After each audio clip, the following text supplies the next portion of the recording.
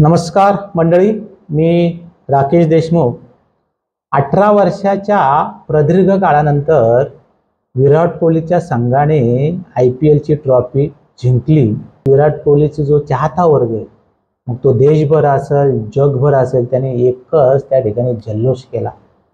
फटाक्यांची आतिषबाजी आपण बघितली। क्षेत्र कोणतेही असो, क्रीडा क्षेत्र असो, उद्योग क्षेत्र असो, शिक्षण क्षेत्र असो, जेव्हा आपण तो क्षेत्रामध्ये एखादी उंची गाठायची असेल आणि मग ते उंची गाठण्यासाठी जे आपण अपार कष्ट करतो, मेहनत करतो आणि ते कुठेतरी आपलं चीज होतं आणि त्या ठिकाणी चांगल्या हुद्द्यावर असेल, चांगल्या पदावर असेल, एखादी ट्रॉफी असेल, आपण ते जिंकतो, ते पद आपण गाठतो आणि साहजिकच आहे सेलिब्रेशन तर झालं पाहिजे।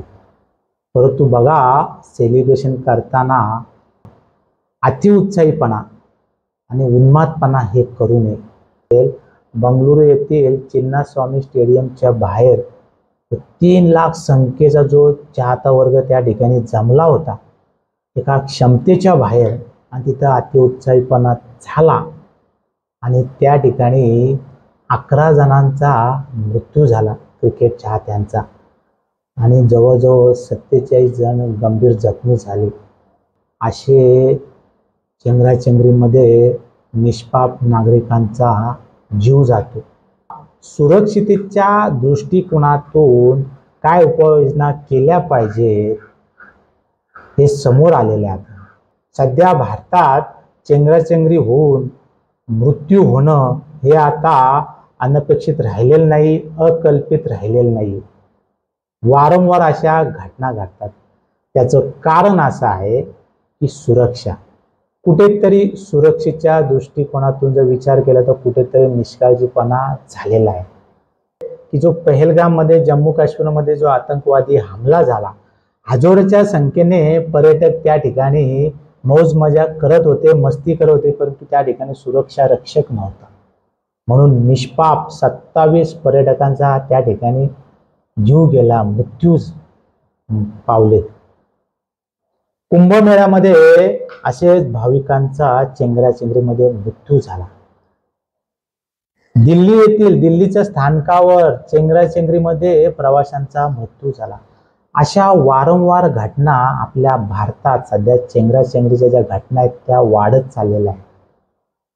सुरक्षिततेच्या दृष्टिकोनातून काय पावलं उचलली पाहिजेत, त्या ठिकाणी आपण काय केलं पाहिजे, काय करणं गरजेचं आहे, आता हा विचार आता सर्वसामान्यांना पडलेला आहे।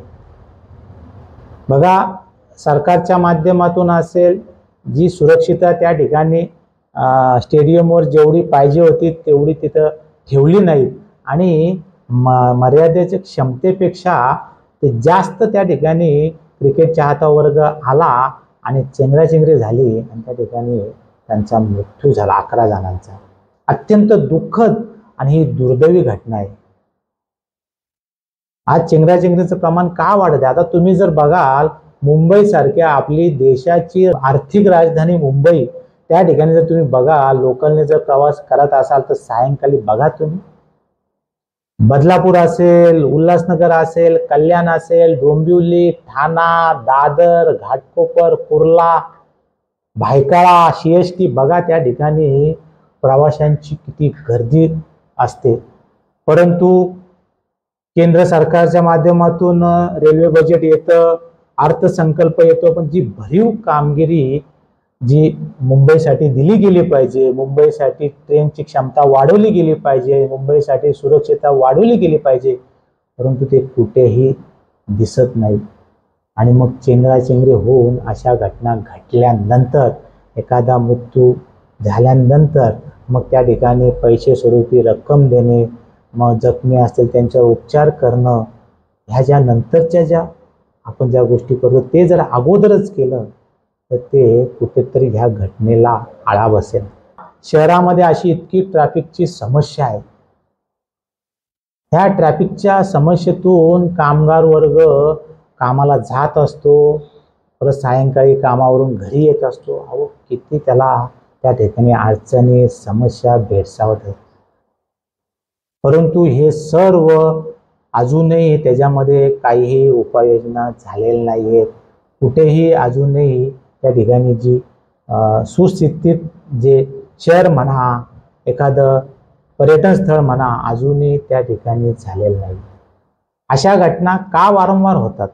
ह्या घटनेची आपण मुळाशी जाणार आहोत की नाही? बघा, सरकारच्या माध्यमातून सुरक्षेच्या दृष्टिकोनातून पावले जरूर उचलतात, सुरक्षा पुरवली जाते, परंतु अपुऱ्या सुरक्षतेमुळे त्या ठिकाणी अशा घटना घडतात. परंतु सुज्ञ नागरिक म्हणून आपली आता तितकीच जबाबदारी आहे. आपली सुरक्षता आता आपल्या हातात आहे. आपली जबाबदारी आता आपणच घेतली पाहिजे. बघा, आता पावसाळा सुरू झालेला आहे. अर्थातच निसर्गाचं सौंदर्य निहाळण्यासाठी असंख्य पर्यटक पर्यटन स्थळ असतात, तिथं भेटी देतात. परंतु काही जे तरुण मंडळी असतात, काही अतिउत्साही पर्यटक असतात, त्या भावनेच्या भरात अतिउत्साहीपणा करतात, उन्मादपणा करतात आणि त्या ठिकाणी नाहक त्यांचा बळी जातो. अशा घटनेवर जर आळा आणण्यासाठी आपली ही जबाबदारी आहे. ह्या ज्या घटना घडतात त्या वारंवार का घडतात, त्यासाठी सरकार त्या ठिकाणी प्रयत्न करतच आहे, परंतु एक सुज्ञ नागरिक म्हणून आपणही त्या ठिकाणी प्रयत्नशील राहिलं पाहिजे. तेव्हा कुठेतरी ह्या अशा ज्या घटना घडतात त्याला कुठेतरी आळा बसेल. बघा मंडळी, अजून एक गोष्ट ह्या ठिकाणी निदर्शनात आली.